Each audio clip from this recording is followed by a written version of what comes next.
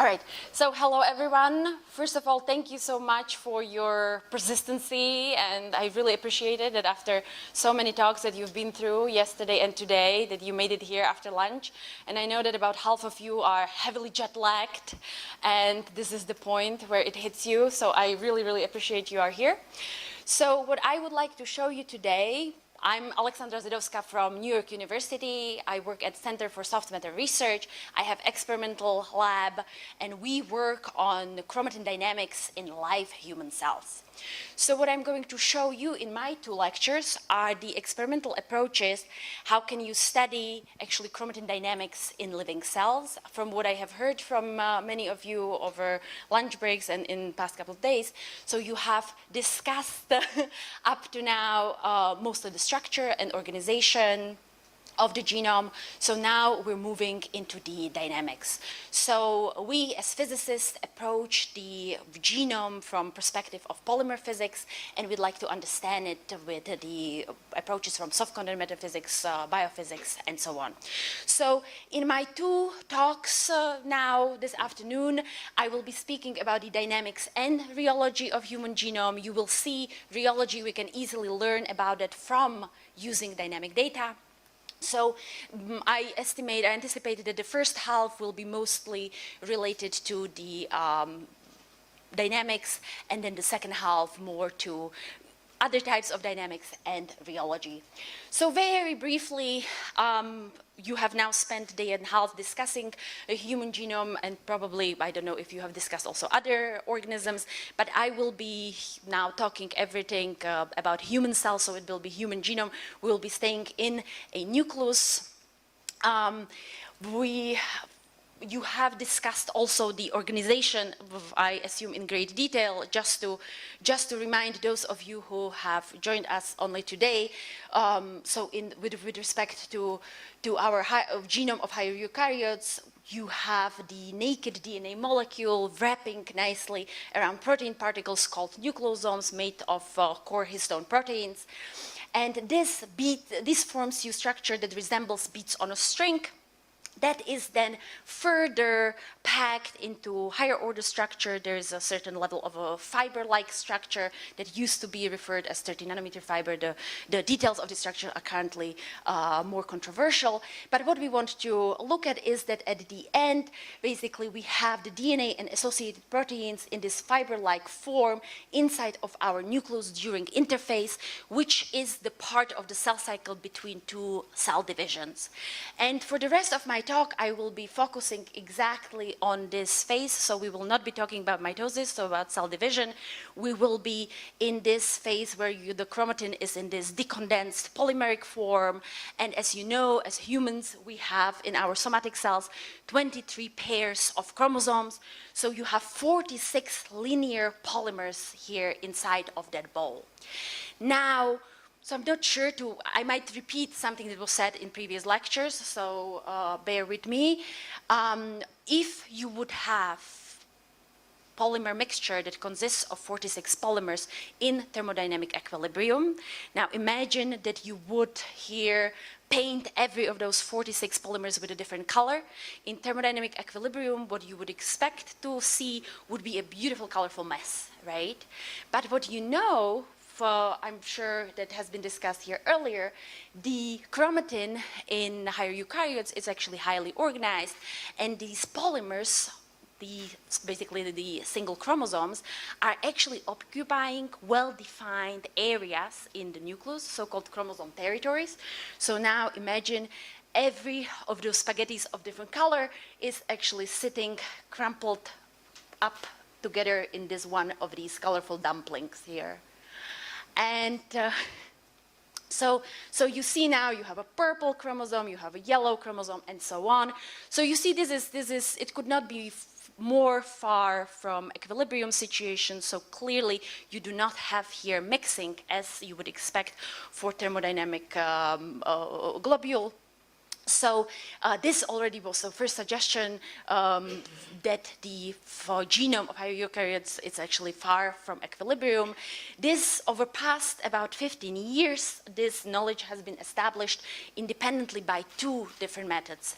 By defluorescent in situ hybridization, which which is an imaging-based technique with a beautiful sequence-specific DNA probes that you can actually visualize this way the sequences of specific chromosomes, right? So this is imaging technique, as you see here. And the second method that has in parallel actually also confirmed the same message is the chromosome conformation capture that has been now discussed here in great detail by Aris this morning. So I won't go here into detail. The Hi-C obviously has provided us with enormous detail with respect, with super high resolution now that we know and can learn about the folding of the genome. Now not only human, but also of the lion, which one was that? Mountain lion today? Meerkats, okay. So, so what I want to say with this is that the genome is highly organized, right? It's beautifully folded, it's highly organized. We know this enormous detail of the organization, and so what I'm going to ask is, how do you reconcile it with this? So what you are seeing here is a movie of a human nucleus. So the cell would be as large as the entire wall, right? And here we have just fluorescently labeled the chromatin. The two holes that you see here, these two voids of chromatin, those are nucleoli that I will be showing later on as well, a little bit about them. So you see clearly that your green polymer chromatin here, it's moving, it's jiggling, it's like, it looks like it's boiling, right? So there's a lot of motion. So how do we connect that with that super detailed information that we have, how it's being folded? And this is exactly what my lab is trying to answer, which trying to address it from many different angles and perspective, trying to experimentally get measurements and readouts that would help us to understand the physics of this living polymer. So I'll show you here, I made a list just of a few of kind of directions that we're exploring. So we, for example, we developed methods how you can study and measure bulk dynamics of the polymer inside of the nucleus, and I'll be spending a lot of time in my first talk talking about that. So basically kind of characterize and understand the global dynamics of the chromatin across the entire nucleus. However, in contrast to that, we also are looking at motions of single genes. So we also have tools how we can look and label at very specific genes, and we can follow within the global dynamics, we can look actually at motions of those single ones. Then we can look at other interesting features, as for example, we were very interested recently in the surface dynamics of something what we call polymer, the chromatin globule. You know that in the nucleus, the chromatin here is actually, right, it's divided from the cytoplasm by nuclear envelope. It's a complex structure, so there's a layer of lamins and then two lipid bilayers that sit on the top. And so we were very much interested also, how does the polymer behave here exactly, right? So at the wall as it's touching it.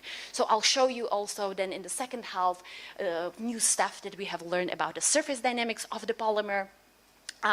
Then, excuse me, another type of dynamics is the interface dynamics, and that is we specifically started to look at nucleolus that some of you have may heard before, that is thought to behave as a liquid droplet. So I will show you the experiments that we have performed to prove that the human nucleolus indeed is a liquid droplet, plus what we can learn from actually the surface motions of this little guy, and how can we use this probe that nature has already put for us inside of the nucleus, how we can use it to measure the rheology of the chromatin in vivo without inserting any additional artificial probes. So then, obviously, there are further natural features of the genome that are both from biology as well as physics perspective, very informative about the polymer dynamics. So, for example, telomeres, which are the free ends of your chromosomes, they correspond right to free ends of our polymers. And as you know, for example, free end-to-end distance of a polymer is highly informative of its properties. So we can look at those and are looking at those as well.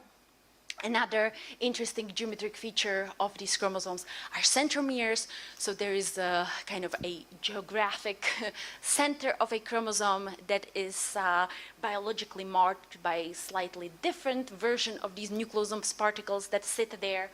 And they're used, they play a very important role then during cell division. So those can, again, be helpful for other dynamic studies. Moreover, we also look, for example, at the dynamics differentiated by hetero and euchromatin, which means how does the dynamic differ based on the density level of chromatin. So as you can see in my movie here, the signal is not homogeneous, right? The signal is highly heterogeneous across the nucleus. So you see that the density distribution is very heterogeneous across the cell nucleus. And as you see, it all moves, so it actually even can change in time. So that's another type of question that you can ask that we have experimentally addressed. So specifically today, what I will show you, I'll show you these three parts. So I'll be talking first, in the first part of my talk, mostly about the bulk dynamics and our work on that. And then in the second part, I'll be talking about the surface and the interface. So what we have learned about the surface of the globule and how can we use or abuse nucleoli to teach us about chromatin. All right, so let's start with the first part. So the bulk dynamics. So as you know, chromatin moves inside the nucleus. So there is a lot of evidence. If you look at with high resolution microscope, or actually by high resolution, I don't mean super high resolution. I mean if you look with an objective of 40x and higher in any epifluorescent microscope at human cells, for example, and you have fluorescently labeled chromatin, you will start to see that something moves. Now, if you want to get more and more information and be quantitative about, you want to go to highest resolutions possible, and you start to observe the motions there. So the traditional approach to measure motion of chromatin and measure its dynamic properties would be, or is still, to fluorescently label the part of interest, so your fluorescent protein of interest, and do single particle tracking of that. So what I'm showing you here, that is an approach using for labeling of single genes, where you use the operon system. And here are, by now, already this I would say, canonical textbook images, beautiful, from Andy Belmont's lab, where they showed the tracking, by now, 20 years ago, of single gene using this operon system. And so what you see here in these four images, so this here foggy blob, that's the nucleus. This is the gene fluorescently labeled, but you can ask okay, why is this a dot and why is this jiggly shape? This is the trajectory that is being plotted, right? So it's a projection of already a series of images here over 20 minutes. And so what you can see from these four examples, you can see that here, these two genes have not exhibited much of a motion, and within those 20 minutes, it was mostly basically here diffusive motion with constraints, so it just locally jiggled. But when you look at these two guys, you see that there actually was a lot of motion, which was quite directional, that the chromatin of the specific gene has moved. Moreover, it was shown that this motion actually was ATP dependent, meaning it requires energy in order for it to be moved. So this is a very tantalizing result, and because when you start to think about it, what is your single gene? Your single gene is a monomer on a long polymer, right? So if you see a motion of monomer, the monomer cannot move by itself. It has to actually drag and move, right? All of the, basically at least the closest neighboring monomers with itself. So while single particle tracking approach with looking at these single points is very useful, it is limited in terms of if we want to review the motion of the entire genome and we want to learn kind of how our chromosomes and how the whole chromatin fiber is reorganizing and moving. So if we want to, so we are not, right, if we are learning about motion of this guy or this guy, we don't know how these territories here are reorganizing. So we don't know how motion of this guy is impacting its neighbors, or is the movement, for example, of neighboring genes coordinated. You somehow intuitively anticipate there must be certain level of coordination because they are linked, right? So if I'm moving, I have to take my closest neighbors with me. And then another question, right? How then do genes distant from studied genes move? What do I mean by that? We are here in a closed system of nucleus.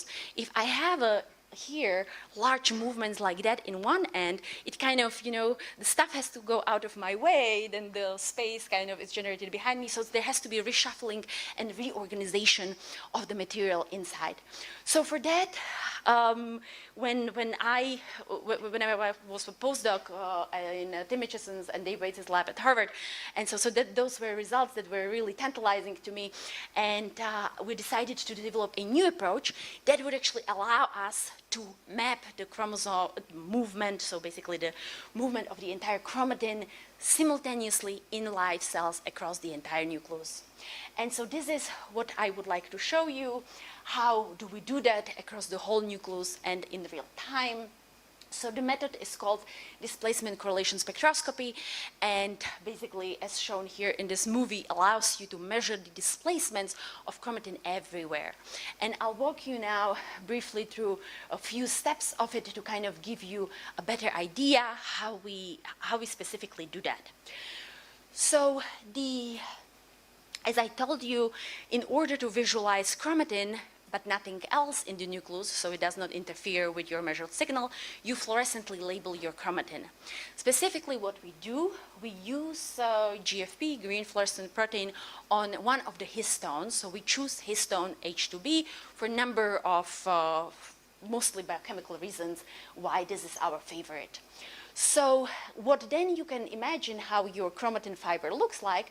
Basically, you have a fiber now with these green dots with our labels very regularly localized. We use spinning disk confocal microscopy, which means that now when you are looking here at this nucleus, and now imagine nucleus looks like a jelly bean. It's kind of ellipsoid-like a thing. We'll look at the equatorial plane, but what we see is it's the salami slice of the equatorial plane, right? So we get a signal, so this is the beautiful advantage of the confocal imaging, and specifically with spinning disk that you can go to very short times, that we don't see below and don't see above. So we see, without the background signal, enormously crispy that one focal plane. So this is what I'm here denoting, this focal plane in this box here. So that means this is the signal from the plane that I'm imaging, right? And your chromatin continues below and above. You collect signal from that. And now you can imagine that the way how your system is labeled, now the intensity fluctuations that you observe are directly informative on the concentration fluctuations of your polymer within that plane, right? So, and now these concentration fluctuations we can translate into positional fluctuations. So how do we do that? So for that, we use a trick that has been used for decades across many areas of physics, from cosmology to fluid dynamics. In fluid dynamics, probably the most the well-known example is the PIV that many of you have heard about, the particle image velocimetry. So all of these techniques, what they have in common is that you use a pair image correlation. So let me walk you through that. How do we do that? So that's the first step.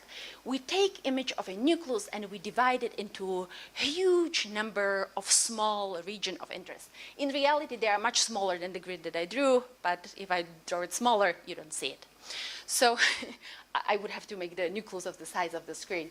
So then we'll look into every single region of interrogation inside and look at its intensity pattern.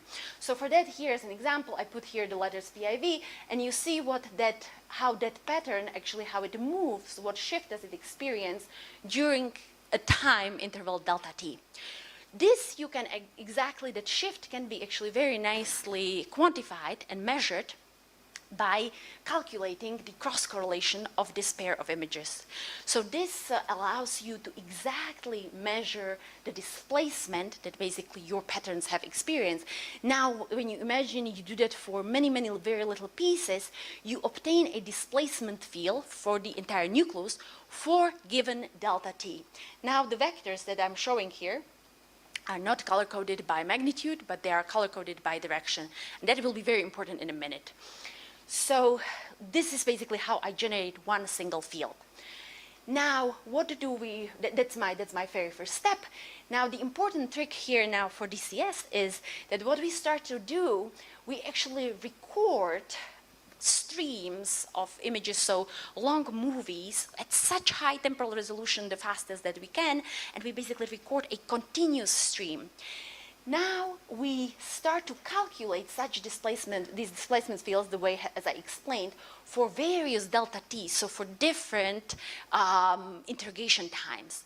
And so that means we start to look at the displacement fields for frames that are 1 frame apart, 10 frames apart, 15 frames apart, and so on. So we start to interrogate basically the dynamics at different time scales. Now, this leads to the fact that basically if you start with such a movie, do this multidimensional analysis, that leaves you with like about 1 million of displacement fields that you calculate for one nucleus. And then the first diagnostics that we perform is to generate a spatial displacement autocorrelation function. So we take every of those maps and we look, is there any characteristic length scale present in the system, right? So we take every single map and just scan it, look if there is any, so to say, correlation length, right, present. So this basically, with this sweep through your data, you have looked at your system at all experimentally possible time scales, and you have looked and basically detected all detectable length scales there. So what do we see? So first we find that at short times, so we directly detect there are different time scales at which the chromatin dynamics is very different in mammalian cells. And that's at short time scales, you see, and now it's important to remember, my displacements are color-coded by directions. So look here, it's a mix, right, of different colors. They're all of basically jiggling and wiggling in random directions. However, when I look at longer times, so here was the delta t 250 milliseconds, the interrogation time. When here I show an example of 10 seconds interrogation time, you start to see these regions of same color, which shows you that you have time scales where actually you have big chunks of chromatin traveling together. Now, don't forget, all these motions are actually happening simultaneously in the same nucleus, right? So it's all actually happening there at the same time. Now, we also have the information, basically we have the complete spatiotemporal evolution of this information. So we can observe the dynamics of chromatin at all of these time scales separately. So here now you have a movie of this motion at this very high temporal resolution, and here you have a movie at this lower temporal resolution, and you see that the motion is quite different. So as I said, here you have this random uncoupled jiggling, and here you start to have these regions that travel together. So you will have here, for example, at one point the red region comes here. So the way how it works, you have these large regions that they live, sorry, I wish I had more hands right now. If I put this down, you won't hear me. So you have the region that travels, it lives for a few seconds. I show you right away how we determine that. It breaks up, new ones form, and again, they go and travel for a few seconds. And so it lives like this, it reorganizes dynamically every few seconds. So this already, when you start to look at the outlines of these, you can kind of see by eye how big these territories are when you, not territories, the dynamic regions. When you look at the scale bars, they're gigantic, right? They are at the order of 3 to 5 microns, and I'll show you also the quantitative extraction for wide did my here things showed up? Ah, good. So this obviously already now suggests that there is this micron-scale coherence in the chromatin dynamics, that there is some type of dynamic organization, right, in nuclei over seconds and over microns. So those are the time scale and length scale that you see that the chromatin is organized. Now this has obviously even larger implications for the gene behavior, because this suggests that you will have a group of genes that for whatever reason now actually travel together for a few seconds. So this might be, obviously, this might have its own biological role. It could be also just a side effect, right, or an epiphenomenon, as biologists say, that is just a side effect of other dynamic processes that are already happening. So this is something that we are investigating, and I'll show you about it a little later. So how can we quantify now this spatial coherency? As I told you, we can calculate the spatial autocorrelation function. So when you look at a displacement field like this at shorter time, so the spatial autocorrelation function here looks like this. So it basically decorrelates very quickly, right? So here is this is the distance, here is the correlation. However, when I look at the field here at longer time scales where the correlation is very strong, you start to see also the very strong correlation comes out of your spatial correlation function. And we can obviously obtain all the time scales below and above, so basically everything that is experimentally accessible, and can determine basically from analyzing these curves, we can extract the correlation length and can directly measure the correlation length growing as a function of time scale. So this is what we have done here. So this is just to show you, because this is a Lin-Lin plot. So if you, and those are actually average plots of, those are average curves for the time scales measured. When you start to look at the single curves for single fields, it's very apparent at log-log scale that you start to observe this power law with exponential cutoff behavior, from which we then nicely extracted from every of those the correlation length. So this is the time interval, the time scale at which you look. And here you have, this is the correlation length that increases for the time scales of about 250 milliseconds to about 5 seconds. Then it reaches maximum correlation between 5 to 10 seconds.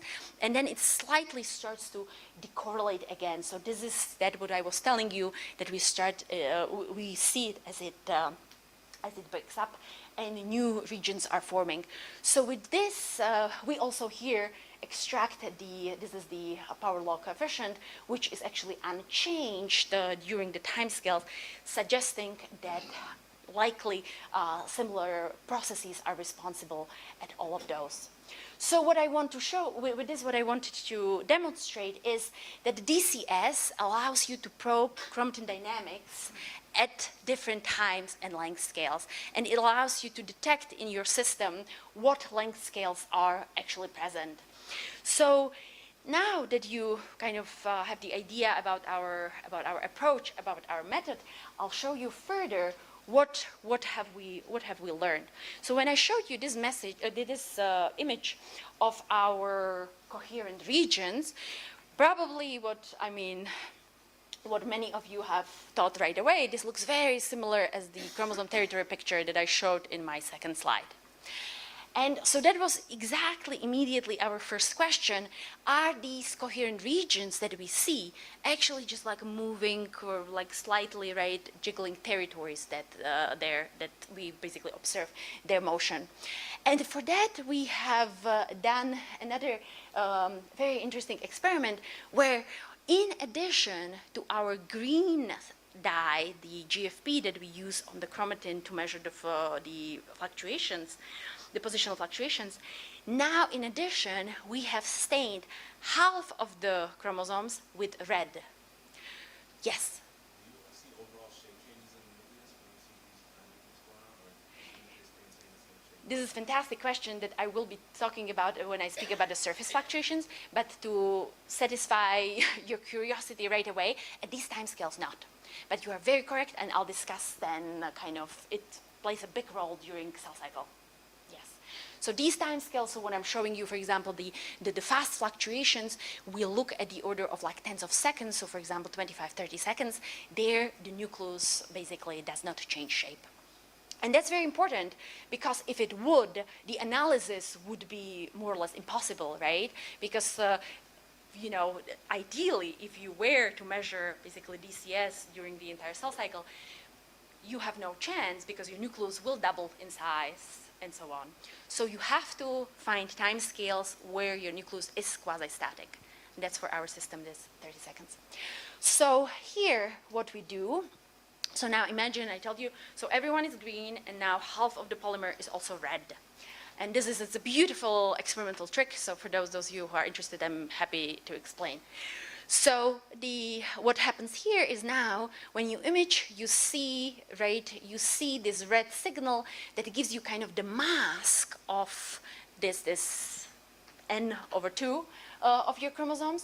What you do is now, from the green signal that I have across the entire nucleus, I determine my displacement map, so all the arrows in this image come from the green signal. But now I take the red signal, which is here plotted as this gray mask in the background. And what this tells me, these basically boundaries between red and non-red, those boundaries correspond to real chromosome territories boundaries, right? Because I know it's one red and one non-red chromosome. Of course, the information that I don't have, because I'm using only one color here, so basically red and non-red, I don't know if this blob here is a 1, 2, 3, or 4 chromosomes, right? So I don't know what is inside where the boundaries are. But I know for sure that these boundaries are boundaries of chromosome territories. So now, as you do that over large populations of cells, you can now analyze how frequently the boundaries of real territories overlap with these boundaries of our dynamic coherent regions that we measure. So statistically speaking, right, how many times do they overlap? And now here something very interesting has happened. So how many of you think those are territories? How many of you think those are not territories? What are the other people thinking? What would they be? Okay, so the interesting thing here is that in fact we find some situations where you do have territories like here you would have, so here is one gray area, another gray area, here white. So this is a physical boundary of territories, yet you see you have these different colored regions of the dynamic regions pass each other. So this is truly a situation where chromosome territories move coherently. So what my cartoon here is supposed to illustrate is that I have a green territory and a blue territory. My box corresponds to coherent region. And so now the territories move this way with respect to each other, and the yellow arrows are the displacements. So that we indeed find, but very rarely. In most cases, what we see is something like the following case, where you have, this is your one gray territory, white territory, the blue line is the boundary between them, and you see the dynamic coherent region spans across it.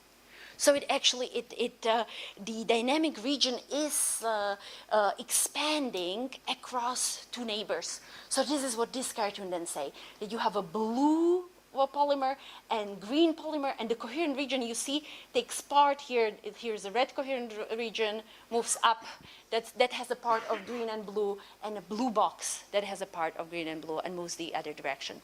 So this is what we see very frequently. And so we started to explore it. Where does it come from, right? So clearly what it shows you that this motion is not due to the motion of the territories as entities, but it's suggests that maybe one of the hypotheses would be that it's connected to some sort of process or a function that actually acts locally somewhere close to the boundaries or so on. And so there might be some sort of activity, for example. So there are many, many possibilities. To answer that question, we first have to ask ourselves, well, what powers chromatin dynamics to begin with? Why does it move, right? What do we expect, what everything has to be considered? And there you can imagine what we have to consider is both physics and biology. So first of all, if this would be just a polymer, well, just is a not a good word here. If this would be a polymer in thermal equilibrium, we will have thermal fluctuations of the polymer, and that would be enough to explain its motion. Now we know that while this is a polymer, so these fluctuations will be present, but there will be a number of other things very likely. So there will be displacements and motions generated by active forces, and where do these active forces can come from? So there is again a number of possibilities. So first of all, the obvious suspects are the nuclear enzymes. So here I have just listed a couple of examples of for the major processes, right, like the RNA DNA polymerases for replication transcription, topoisomerases, or RNA DNA helicases again. So these are known enzymes applying forces during their action on the chromatin fibers, so clearly they might contribute. However, we could imagine, I told you that there is an envelope, nuclear envelope, so a kind of a wall, or better to think about it as a boundary between the cytoplasm and nucleoplasm. And cytoplasm is obviously another very active soup filled with cytoskeleton, with very active actin network, actin filament network, microtubules, and so on. So it is very likely that also these things could be poking from outside and kind of working your nucleus as a piece of dough, right, from outside. Then obviously I hear very rudely group all the other unknown nuclear ATPases into one group. There's a huge list of molecular players that could be contributing, such as, for example, the chromatin remodeling factors. So let's look at them kind of systematically, what actually moves this chromatin. So first of all, so I'll show you two types of how to think about it, so two approaches. First will be from biology angle, and the second one from physics angle. So from biology perspective, the way how we in my group like to look at it is kind of a functional approach. So we go kind of nuclear ATPase or a motor at a time and start to see how it contributes to the dynamics. So first of all, right, what you ask yourself, well, is the dynamics active or is it due to thermal fluctuations? So when you look at a control cell, so another thing that obviously from the displacement fields that I have shown you, you can take these displacements and calculate basically an analogous quantity to mean square displacement that we here call mean square network displacement, just because we are looking at this little patch, this little window moving. Instead of single particle tracking, you look at a dot of which you calculate MSD. So that's the only difference, but mathematically it's identical. So why we like to calculate that is because all of you, I'm sure, are familiar with that. This is a great measure to evaluate a type of motion that a particle undergoes. And the time dependence of this curve will be very informative if my particle moves freely diffuses, or it's limited and subdiffuses, or has a constrained diffusion, or if it's super diffuses, has ballistic motions and shoots along the way. So what you see here, the red curve, is how this mean square network displacement, how it looks for a healthy cell. So this is a physiological chromatin dynamics. For those of you familiar with subdiffusion and diffusion MSD, so we find it's subdiffusive, and the coefficient of subdiffusion here is 0.71. I'll talk about it later then when we turn to physics part. What you see in the gray curve, that's data taken after we fix the cells with formaldehyde, meaning we are collecting noise floor of our experiments, right? So we are looking, this is a negative control. So this is your sample where you expect nothing is supposed to move. So you see what is the instrumental noise that actually you still will see the motion. So you see the displacements here, these are very small, but these are actually even smaller. So now, if you want to ask, well, is now the dynamics active and active, right? I mean by that, do ATP-dependent processes contribute? For that, we can very nicely deplete ATP from the system, and that we do by blocking both pathways by which the cell generates ATP molecules. And there are in higher eukaryotes, there are two paths how you generate ATP. One is via glycolysis, and the other is the oxidative phosphorylation. So you want to basically block both pathways that you don't generate any new ATP. So this is what we do here using small molecule inhibitors. We block it, then you have to wait a little bit because the cell already has ATP ready, right? There's a large reservoir always. So you have to wait until it uses what it currently has. And then you start to see the effects of the activity decreasing. And what you see beautifully is now the blue curve is up on ATP depletion.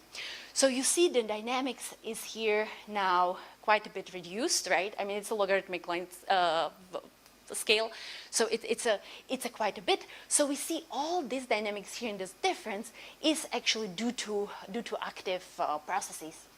So what additional thing that I should mention, when you deplete ATP, the coherent motion is gone. So you only see this uncorrelated motion that we saw at the short time scales. So no coherent regions anymore. So that's the first answer already here when we wanted to know could thermal fluctuations alone explain the motion. No, they can't, because that would be kind of a baseline similar to thermal fluctuations. So this is your system when being passive, so when it does not have any ATP. So now the second thing what I have mentioned, when you remember in my list of possible candidates, what could be shaking and moving the chromatin, that would be cytoskeleton. So from outside, could I be experiencing on the nucleus so much poking and stuff that actually it translates into motions visible inside?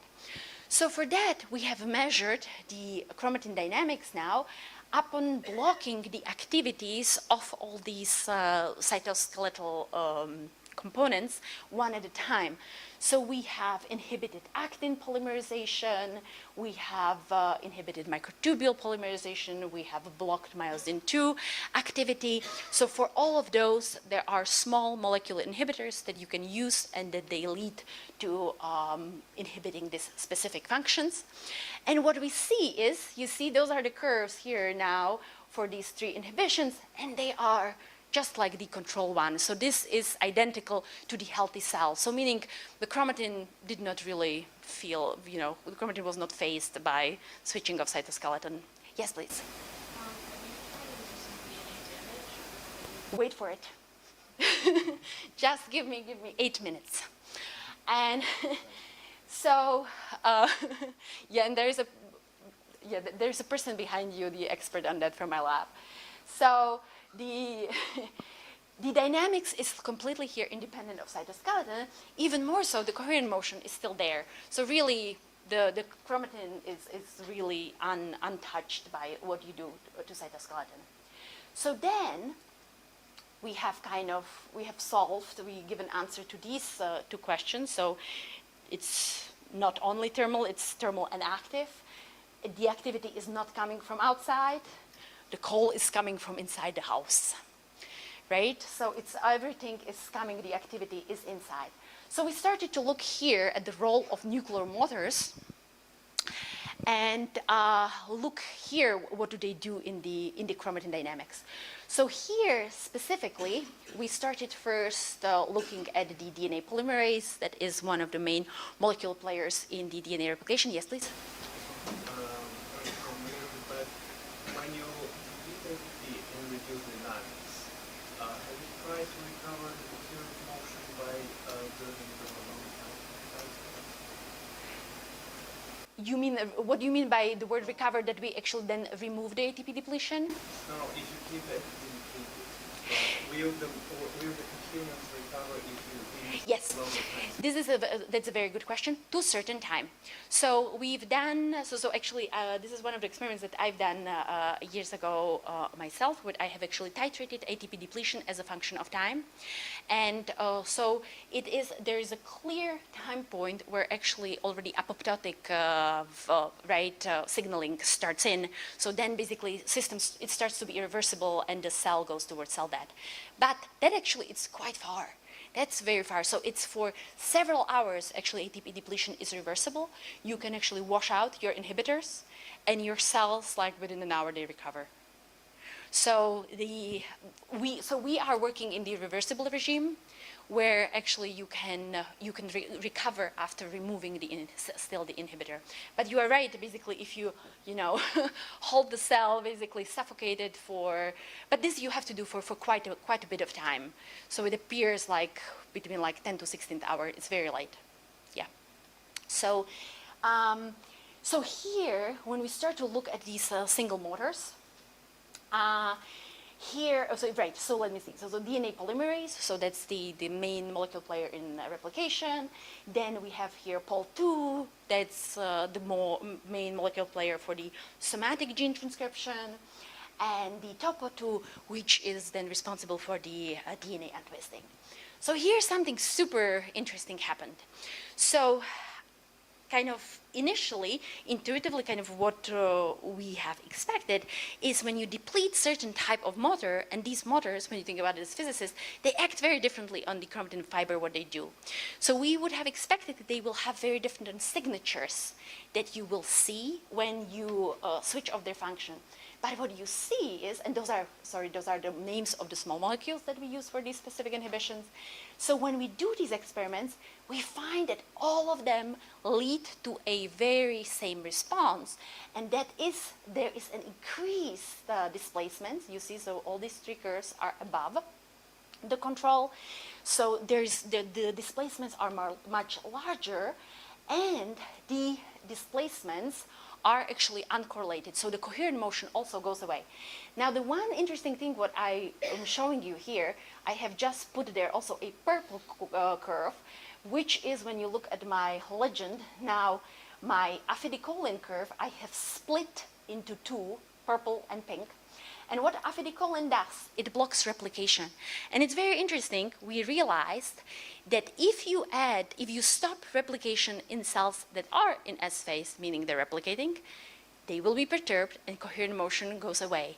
If you are, however, stopping replication in cells that are not replicating, they don't react, right? The machinery is not in action, so they continue as they were healthy, which basically they are, since nothing has been perturbed, and the coherent motion persists. So the afidicholin effect is very beautiful. It's S-phase specific, so you can basically, by observing the dynamics, you can actually tell if your cell is replicating DNA or not.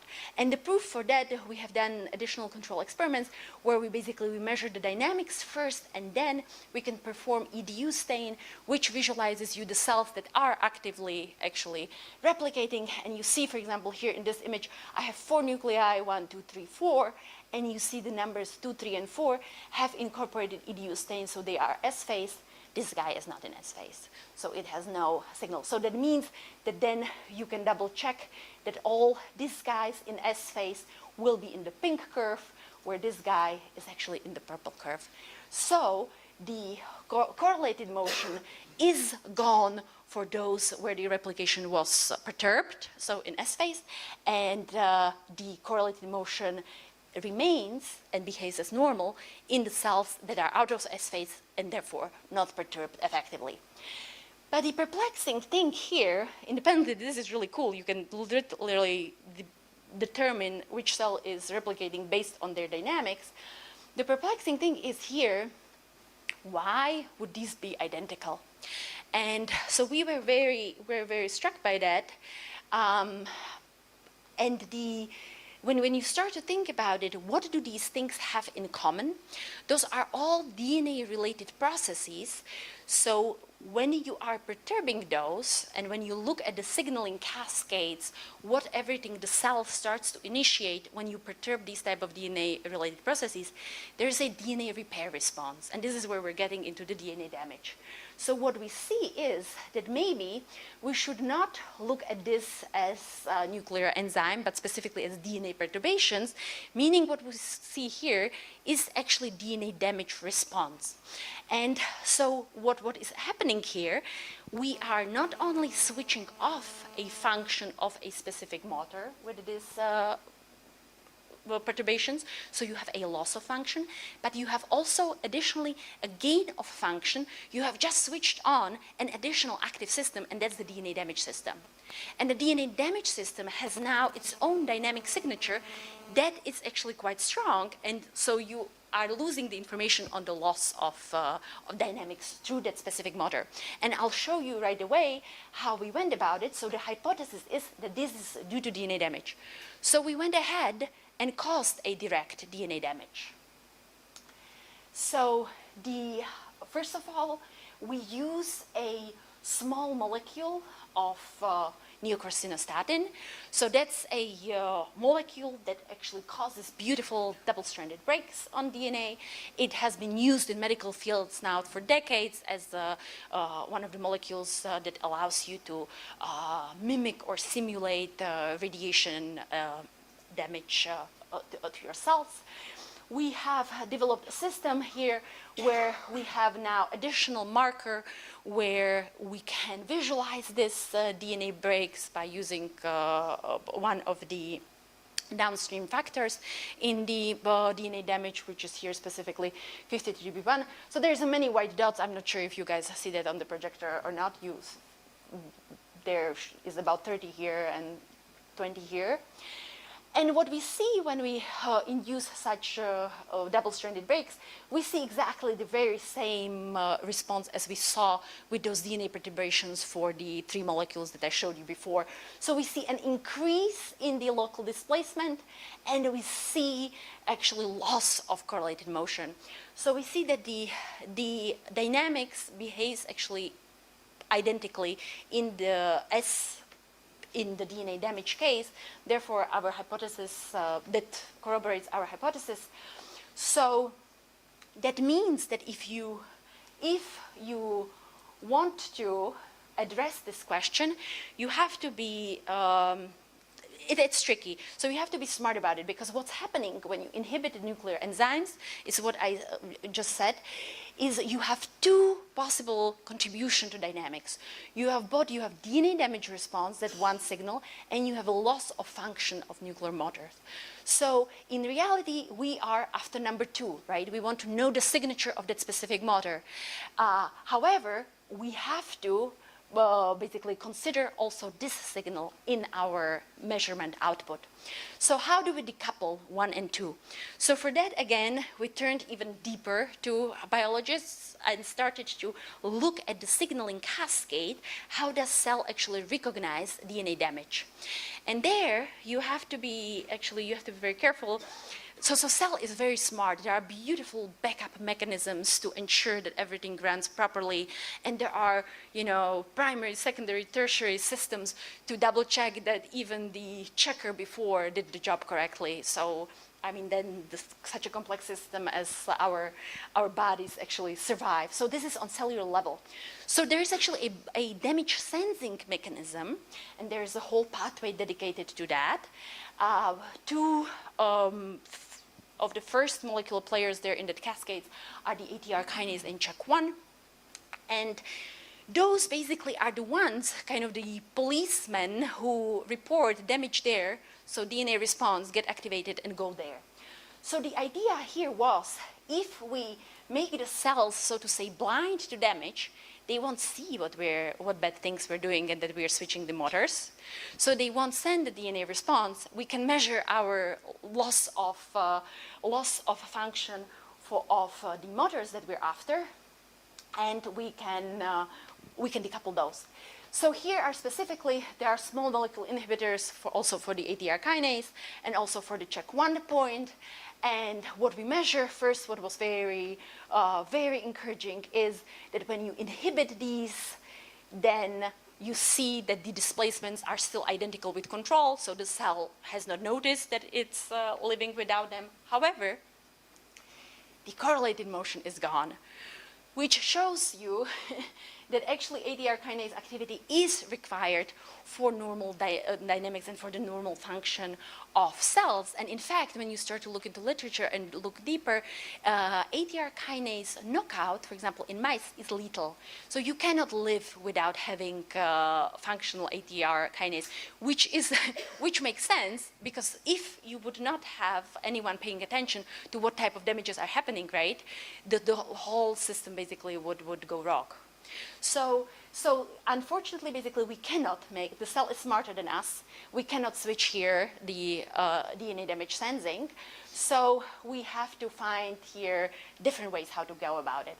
So first, so I now just summarize this. We'll go into break, and then I'll continue. Give me just here 2 minutes to finish the biology part. So what I kind of showed you, when you think about these DNA-related perturbations, we see that the coherent dynamics upon DNA damage. Now, by DNA damage here, I mean DNA perturbation, meaning it can be direct double-stranded breaks, but it can be also DNA-related, meaning you perturb processes on DNA. It leads to chromatin relaxation as such, and to the loss of coherent motion, which right now we're purely speculating, but this could suggest that there is loss of global loss across the nucleus of some type of elastic coupling. What this could be good for, maybe to prevent some potential long-range impact of DNA damage, and this way you kind of can isolate the DNA damage side. So if that's the situation, right, so kind of, okay, we want to go after these guys, but it's more difficult than we thought. Well, so how do we go forward on the mechanism? So we thought about it long and hard, and from our perspective, the trick is that we have to look at a smaller piece of the problem, and so kind of fly under the radar of the cell. So so you perturb it, but so much that the cell does not mind yet. So here we have several avenues how we are doing that in the lab, and I'm going to just briefly show you a short vignette for one direction. And that's how we are trying, in order to be able to decouple this DNA damage signal from these motor signal, we are studying the DNA damage in great detail. We are inducing the double-stranded breaks with NCS, as I showed you. You can here, for example, see we vary the amount of this NCS molecule. This is the chromatin signal. Here you see the number of breaks increases, so you have more and more. Here is the overlay signal. And Jonah Eaton here in the audience has performed beautiful experiments and fantastic analysis of these, where by observing the local dynamics of every single break in its very specific local environment of their own heterogeneous chromatin, from this we can learn a lot about their local dynamic signatures. But here, I didn't want to take the steal Jonah's thunder. He'll have a poster on Wednesday, so he can teach you anything and everything what we have learned so far about the local DNA breaks. So this is kind of the approach that we're taking there. And from here, I will turn gears to physics, but I think this is a good time to break for break. Questions? Yes? Go for it. So you have showed that you have tried inhibiting the polymerases and the topoisomerases, but why not the helicases? Have you tried them? Oh, well, the helicase is right. The acetylcholine is actually DNA helicase blocker. It's a polymerase. Oh, it's the DNA pol 2 and the pol 1, sorry, and the helicase as well. Yes. So it's, well, because when you stop the DNA pol, the helicase actually cannot move. Yeah. So, but you're right. So, I mean, if you have any suggestions, if you have your favorite molecules that you like to recommend to us, we are all ears. So, yeah, what are your ideas? We were working with the CMV helicase. Oh, I see. Yeah. So, do you have any small molecule inhibitors for those? Actually, no. No. That's the issue, right? That unfortunately, right, there is no like, dream fridge that you open and you find you have a molecule for everything that you need. So we are limited by what exists, yes. And there was another question, yes. Yeah, so in the beginning, when you were showing the vectors, Right. it sort of looked like a vortice, like when it sort of looked like it had like a coherent clockwise motion. Was I seeing that wrong? Is that something that has to be true, or? So that's an interesting notion. I think that's what the colors kind of give you the optical illusion. So I can convince you. So we have a huge analysis in our lab for the DCS fields with respect to vorticities and so if you find a vortex that's not of that size that they would be visible on the entire level. Right? So you mean basically you had the feeling like Well, just like all the arrows look like they sort of. Oh, I see. No.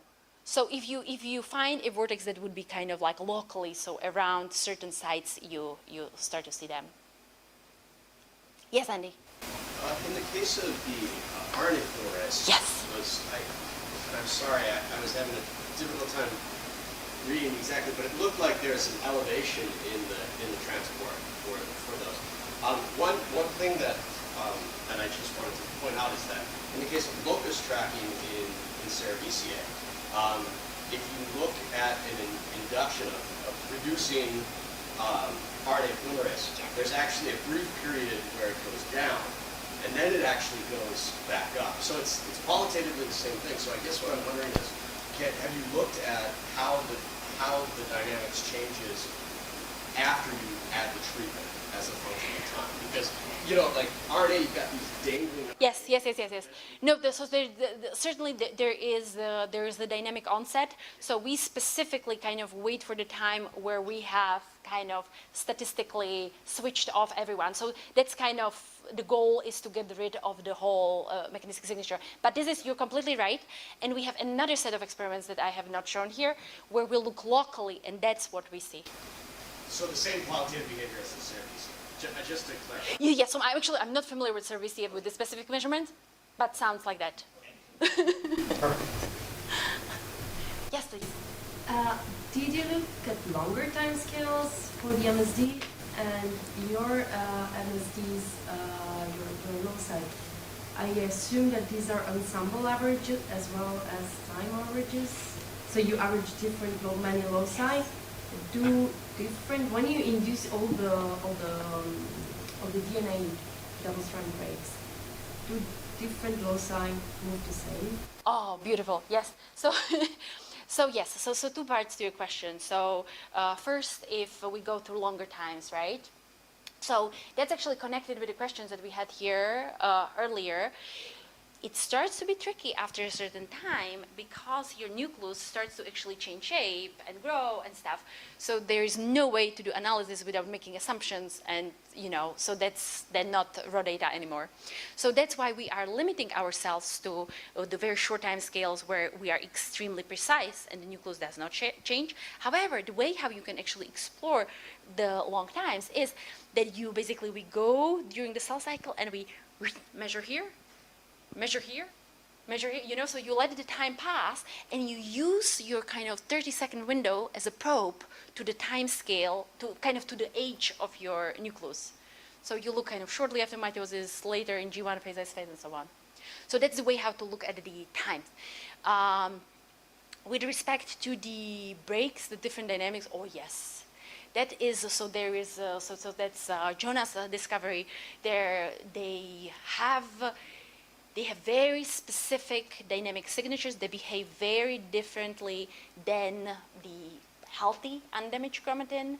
And they also, their dynamics very strongly in a specific way depends on their local environment, right? Because as you saw, the chromatin is highly heterogeneous. And so Jonah will show you the whole story, how he can actually distinguish these different signatures based on where they sit. Very nice. All right. Yes, please. What is the driving factor behind choosing the time frame between the snapshots? I would say the biggest limitation is the quantum yield of GFP. So it's basically, it's your fluorophore. So we've been able, actually, by now, to push it down to 100 milliseconds. And I think we even have 50 milliseconds data, right? So in the meantime, so there are different ways, basically. It's just number of photons that we get from the GFPs, as many as we need. So I was showing 250. Right now we are at 50. So how many GFPs can you follow? How many what? How many GFPs, when you image the entire cell, how many different places are you following? We've across the entire nucleus. Yes, and that's how many molecules? How many GFPs? Yes, so actually, so you stain the entire genome. You stain the entire genome. Yes, this was, I was just figuring out to know how many probes, how many. Oh, how many probes? It's about 1/10 of our H2Bs has a label. So 10%. Wonderful. So let's take a break. I'll be here so we can chat, and let's resume. It's 2:40, so 2:50. Let's do it. No one speaks against. So.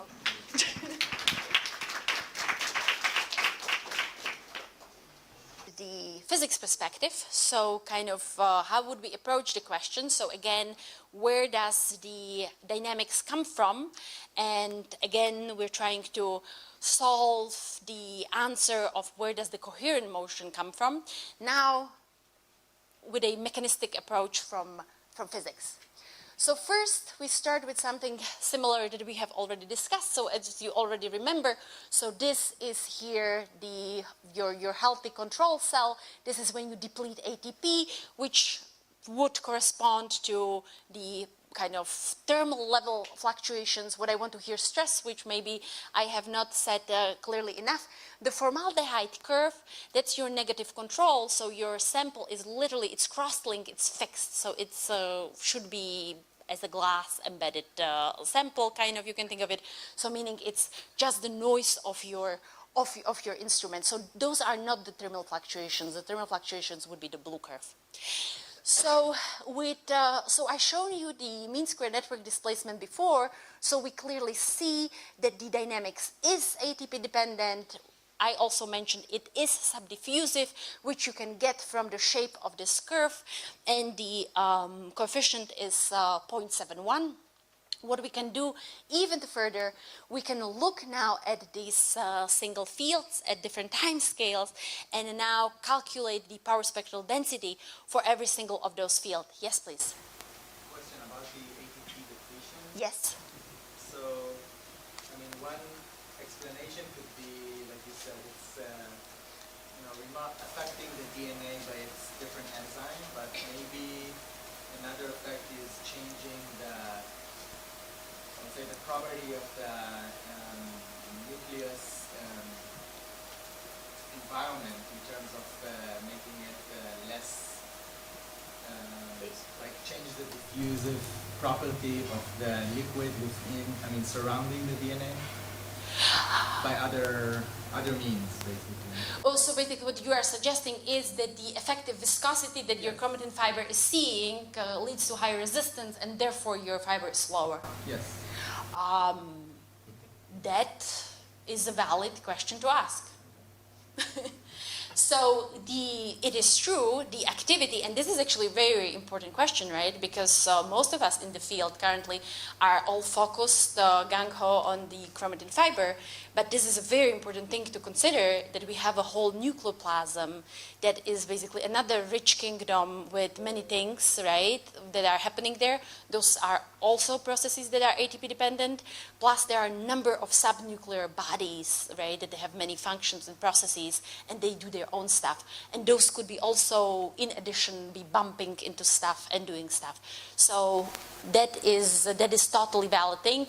Right now, basically, in first approximation, we all look at the fiber, yes. But I have to say, so we started in the lab already design experiments for that direction. That one is very tricky. Good. So we can look now at the power spectral densities at those fields. Why would we care for that? Because that allows you now to evaluate also the changes. So here I have my mean square displacement changing as a function of my interrogation interval for both the passive and the active state. Now I want to know specifically the changes at the different wavelengths of these fluctuations. So what you can see here with the different colors, I'm showing 9 different time scales from our experiments. And the solid curves are the curves from healthy wild-type cells, so those are the solid ones. And the dashed curves are the corresponding time scales now for ATP-depleted cell. And what you can see, it's always for every of those time scales, you have the solid and dashed line kind of very closely following each other here at large Qs or small wavelengths.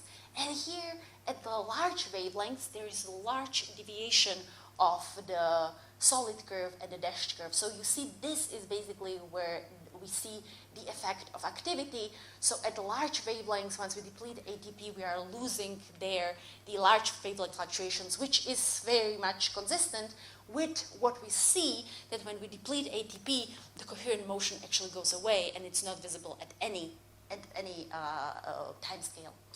So with that, what we have done here together with my colleague Shura Grossberg and also with Robin Brunsma at UCLA and with Yitzhak Rabin at Bar Ilan, Israel, we have started to ask as a physicist, what is the origin of coherent motion? How can we think as physicists about all these different active events that are happening in the nucleus?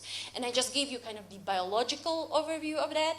And that is obviously right. I mean, we have only discussed like 7 different systems, and it was already complicated, but in reality, there's about 1,700 different nuclear ATPases in the, for example, HeLa nucleus. So that's to be considered in its mechanistic signature, everything on its own, that's too much. So how can we categorize it? So we decided to group the active events into the vector events. So those are the ones, the molecular motors that are acting on a chromatin fiber. So here, those are my motors. That can be described by a force dipole, meaning these, the action of this enzyme will have a magnitude as well as direction. So specifically here, right, by force dipole, for example, you can imagine helicases or polymerases of helicase when it's like unzipping the DNA, pressing against these 2 DNA strands. So you can imagine the force dipoles acting. So that's the first category. The second, right, since we have vectors, then you can guess the second category will be the scalar ones. And those are the ones that do not have direction, but they do have amplitude. What do we mean by that? So you have a lot of situations in nucleus where you have stuff concentrating or condensing, and you have polymers decondensing. Now you can think about it as kind of sinks and sources, right? So while you can give it an amplitude or magnitude, you cannot assign it a direction. So for that, for example, of here, examples of chromatin remodelers that would be responsible for condensation and decondensation. Here are the remodelers from the SWIF-SNF family and ISWI. So again, here my esteemed colleagues have developed theories based on our experimental data, which is active chromatin hydrodynamics treatment of the system, where the model starts with a 2-fluid model description where our chromatin is the polymer, the nucleoplasm is the solvent. And I won't be here going into great detail, since I'm guessing that probably Shura will be showing it in his talk during the week. So I'm just showing here you the main idea and kind of the big result. So what we find here is you start with an equilibrium description on the top of which you add these perturbations that push you out of equilibrium for both the vector events and the scalar events. So for both our force dipoles and condensation and decondensation. And when you work through this model, what it predicts is that the large wavelength fluctuations are dominated by the vector events, so by the force dipoles, and the small wavelength fluctuations are dominated, so the concentration fluctuations by the small wavelength fluctuations by the concentration fluctuations. So now, when you think back about the power spectral density, the spectra that I have shown you, so now you see that this deviation there at the large wavelengths was actually given by the vector events. This suggests that our coherent motion is actually driven by force dipoles.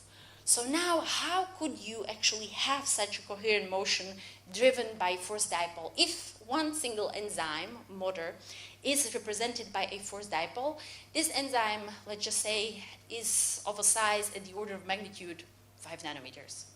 However, the coherent regions that I have shown you are of the size of few micrometers. So one guy probably cannot do that, right? To generate actually coherent motion across several micrometers.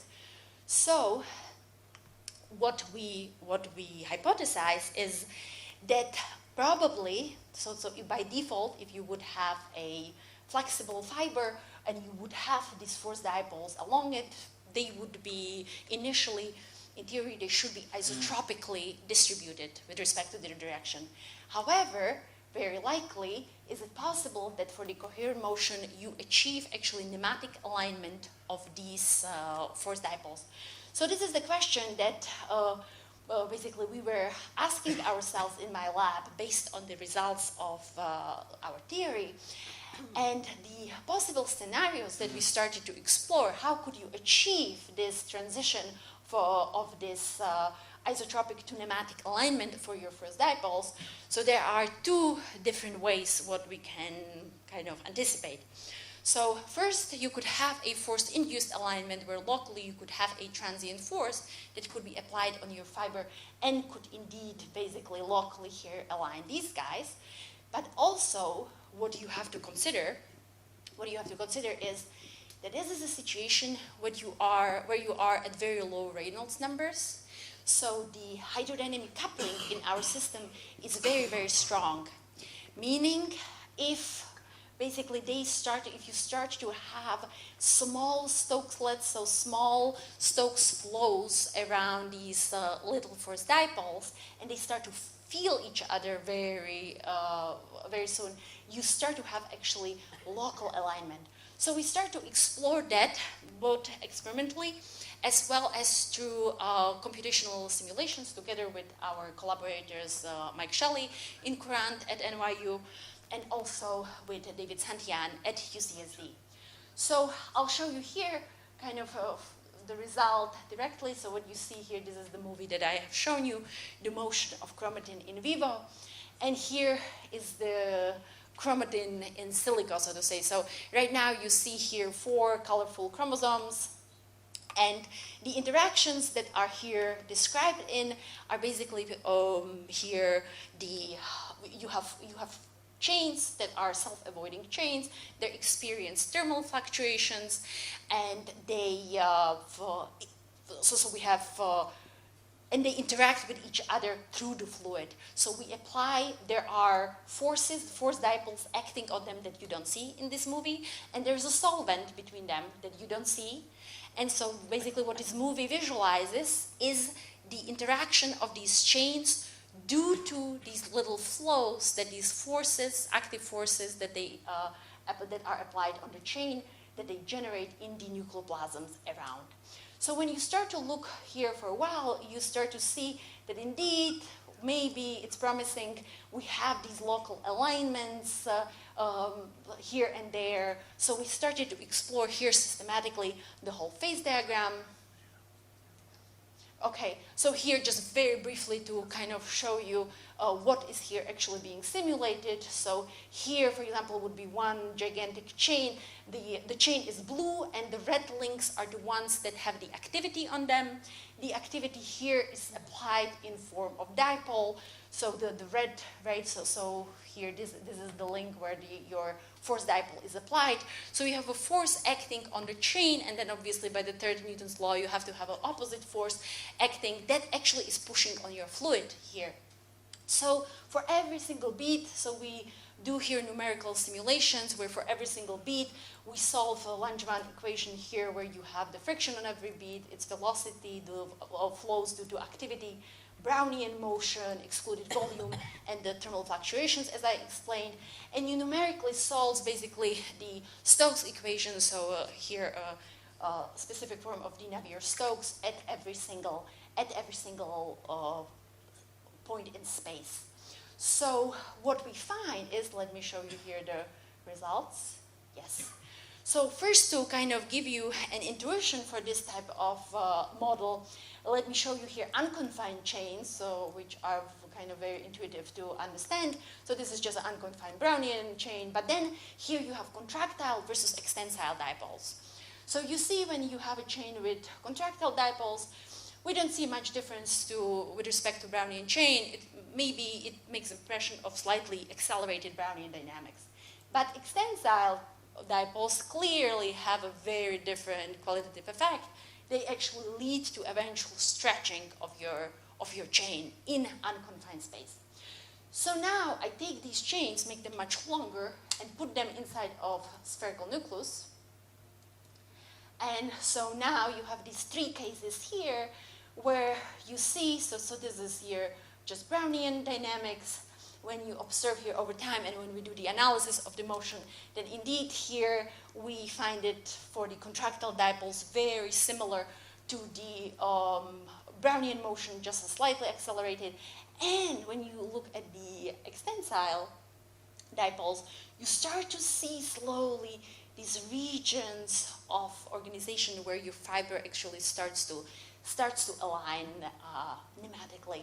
So this basically gives us an idea that due to the interactions here, hydrodynamic interaction of extensile dipole, we can achieve this type of organization. And I can show you the exact or direct comparison of experiments and these simulations. So as I showed you before, right, this is our data in vivo. So this is the passive dynamics, the ATP depleted one. This is the active. So this is what we already looked before with DCS. This is just the long time scales plotted, so where we have the coherent motion. So we see, right, for ATP depleted, it's all uncorrelated. For wild type, we see the coherent motion. So this is how the correlation function here looks for different time scales. So the red ones are for the active ones, the different time scales, where the maximum of correlation being reached at certain times. And the blue curves are all collapsed down here. Those are the ATP depleted curves for different time scales, so here. So those are our experiments. So now let's look at the simulations. So the three situations that we have here explored. So you have here the passive chain. So this is the DCS map now of the passive chain. So you see it's all just random colors, uncorrelated, very similar for the contractile dipoles. And for the extensile dipoles, we start to see these patches of the same color. So we start to see the coherent motion. And again, we can measure the correlation function, and we can basically recapitulate this identical behavior where the red curves are again now here for the extensile one. The green curves are here for the contractile ones, and the blue are the passive ones. So this is a very nice qualitative agreement.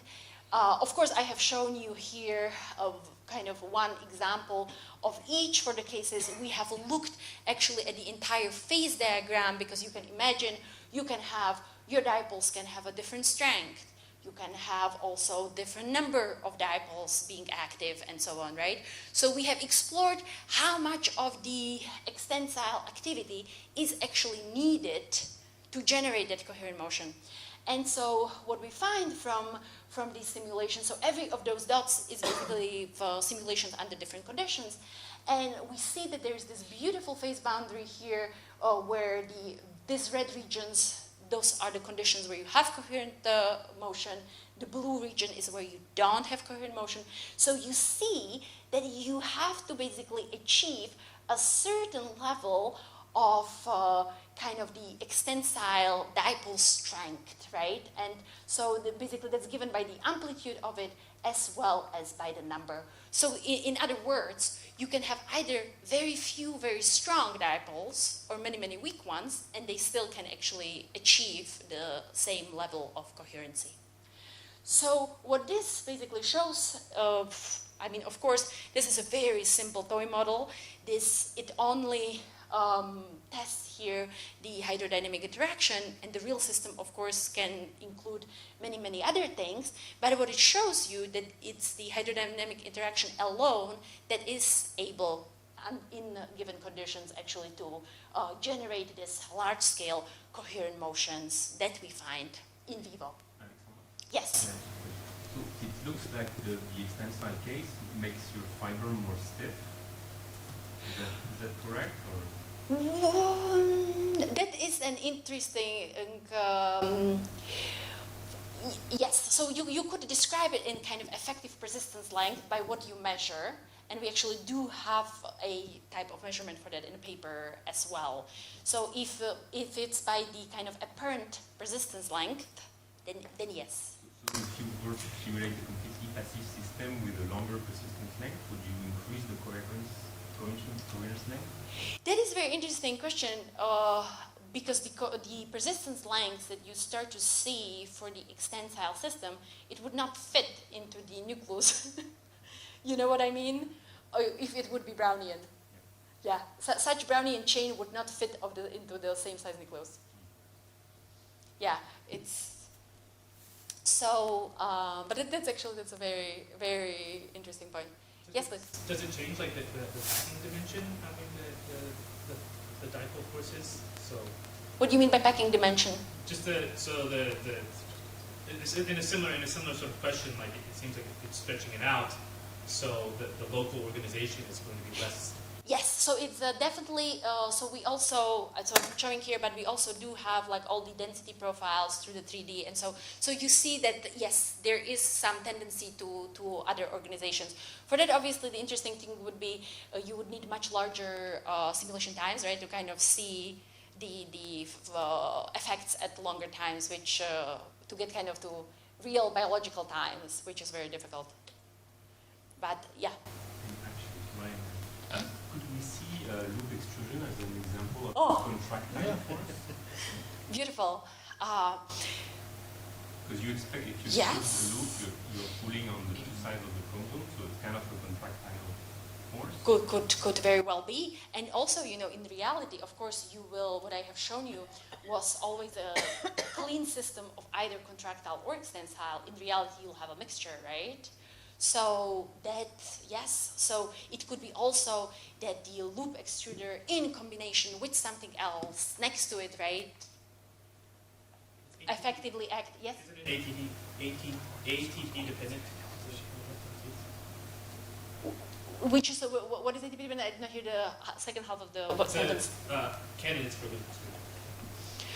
Well, I guess that's under debate, right? So we would be right now speculating, but very likely it is ATP dependent, yes. Just back to your Yes, original yes, experiments about yes, depleting. yes, yes. So, all right. So with this, basically here on this picture, I just want to conclude this part with some biological implications. So this is kind of what we in my lab like to call self-stirred genome. As you can see, there's a lot of dynamics. So in addition to this detailed picture that we now are familiar with of how actually our genome is folded in 3D, we have to be aware of its dynamic nature and kind of in our understanding of gene regulation and genome organization and so on, not to discount it or account for the important roles of that as well. So the big question of how to reconcile this with the static picture still remains, of course, open, as currently these two worlds are still a couple orders of magnitudes away, but I very much hope that over years, in the next years to come, that we'll get all closer and closer, and eventually Ideally, we would love to see, right, certain features of the genome, basically understand their specific local dynamics, but that's obviously right now far, far away. So with that, I'm switching gears to surface dynamics. So what I would like to show you here is we have, as I explained at the beginning, we have looked at the surface fluctuations of the genome under the nuclear envelope. Why would we even care about it? What's so interesting about it? So first of all, you know the shape of the nucleus changes actually during the life of the cell dramatically. So the first time scale that actually here matters is the cell cycle. So here I have a very nice movie from Jonah that shows beautifully over many, many hours a group of nuclei, and you can see, right, they grow, condense, daughter nuclei are formed, and they again grow, and so on. So you can see clearly over hours the nuclei change shapes, they change size, there's a lot of change. Another interesting length scale is at the time scales of minutes, where a few years ago it has been observed that the area actually fluctuates at the order here at the order of several minutes. So the nuclear area actually exhibits strong fluctuations. So what we were asking ourselves in my lab was, what about the motion of the nuclear envelope at the second time scale? So what I'm showing here, this is actually not a nucleus, that's a lipid vesicle.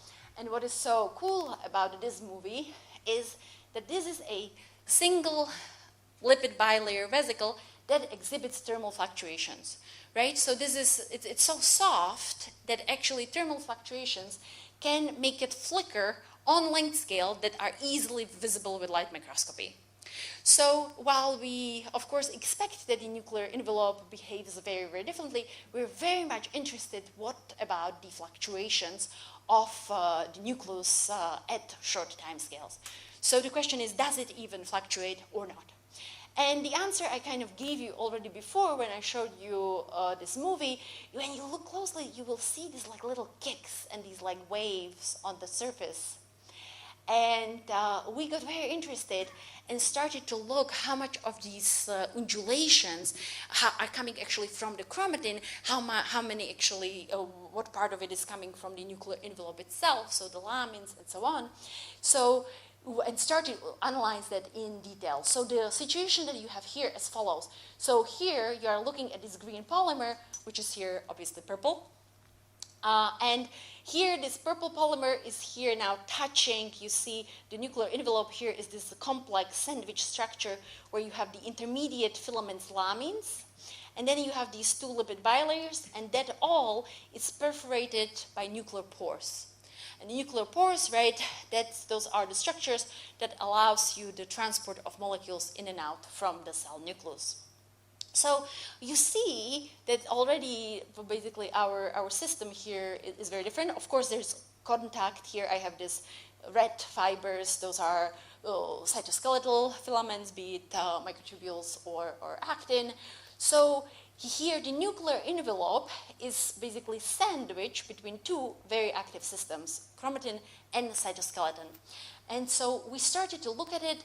So a very talented grad student in my lab who will be graduating later this year, Fangyi Chu, has done these beautiful experiments where she has measured the surface fluctuations at high resolution in nuclei here, well, on the signal of the chromatin. So here we'll look literally how the polymer globule surface changes its shape. And she has done the same also for the lamin signal. So we also have then cells where we'll look how the lamins are fluctuating. And so we'll look at the contours. We define the fluctuations as basically the instantaneous contour, its deviation from an average nuclear contour. And so this is then how these fluctuations look in here a polar plot. So you get to visualize these kicks. These curves correspond here to different time points. So you can visualize them this way. We have then performed Fourier analysis of these fluctuations to determine exactly the wavelengths at which they contribute most. And so what you are seeing here in these graphs, this is the mean square amplitude, the Fourier mean square amplitude, the UQ squared, against the wave number Q. The red data here is all corresponding to the lamins, and the green data corresponds to chromatin. And what you see on the first look, so again, this is these flat curves. Those are the cells fixed in formaldehyde, so really kind of embedded in their cross-linked. They're basically completely solid. So this is the noise floor, and here you see the healthy cell, how they fluctuate. So the interesting thing here was that in the first look, we were like, they look very similar, both lamins and chromatin surface. And so we started to look into great detail. So what does it mean? We started first to group them by different size, our nuclei, and this is a very busy graph, so don't expect to kind of go through all these symbols. But what basically this suggests here, for every color, we have groups of 4 different sizes, and when we started to look at it, we started to kind of see trends that the UQ square, so the curves actually tend to decrease with increasing nuclear size. Now, what I have shown you in that first movie, that beautiful movie, is what the nuclei are doing during the cell cycle. They grow, right? So their size actually they're doubling the genome. So their size increases as a function of cell cycle. So our hypothesis here then started to be, well, maybe the shape fluctuation amplitude is indeed cell cycle dependent. So how do we test that? So we can actually synchronize our cells, so make them all to be the same age. So we stop everyone pre-mitosis at the G2M checkpoint, and then we release them all like in a race. And they all start to progress through the cell cycle. So you see this is 1 hour after mitosis, and this is how the nucleus grows and ages, and it increases the size. And here you can see the histogram of the nuclear size measured from both the polymer signal from the chromatin surface as well as the nuclear envelope. So what we then started to look at, now we started to analyze the surface fluctuations for every of those time points. And indeed, what we find is that the mean square amplitude here actually beautifully decreases with the increasing time for both, interestingly, for both the lamins as well as the chromatin surface measurements. And so what we find, we have here, so when we take these fluctuations, and in order kind of to visualize it, to visualize the change that you experience as a function of time, what we do, let's just look at, we have looked basically at every single Q separately and normalize the decrease, and normalize the values by the first time point. And I show you here example for 2 Qs, specifically here for 2 and number 5. And so here, look with me at these green curves for chromatin. So what you see here, you have here your fluctuations here being at 100%, 1 hour after mitosis. They beautifully, monotonously decrease as a function of cell cycle. And this is something that's very, very beautiful, because this is a beautiful, highly sensitive cell cycle stage indicator. So you have basically a very sensitive physical quantity that only decreases with your cell cycle stage. And it allows you, so right now we have not pushed the limits of the system yet, and we have a resolution of at the order of 30 minutes. It's possible we can go even lower. You have to consider, for those of you who are working with living cells, the current cell cycle stage indicator in vivo is the state-of-the-art indicator, is the Fuji indicator that allows you to distinguish between G1, S, and G2 phase, right? Which is basically G1, S, and G2. Now imagine you can actually tell the age of to order your cells with respect to their relative age by much higher resolution. So this is very interesting. So basically, it kind of it shows you that these fluctuations are kind of serving as an internal clock of the nucleus, or actually for the cell. And right, just by measuring its amplitude, you can tell how old the nucleus is. Now, what we have, of course, asked as next is, where does it come from? Why does it even fluctuate, right? So, for that, we have employed further biochemical perturbations, and we started to measure, basically, these Fourier spectra for the fluctuations under various perturbations. So we always have removed some of the molecular players, right? So we have removed actin polymerization forces and measured the spectrum. We have removed transcription activity and measured, and so on. And so this is all here. So we have looked, you see, at ATP depletion. Here we blocked transcription, we blocked myosin 2 activity, actin polymerization, microtubule polymerization.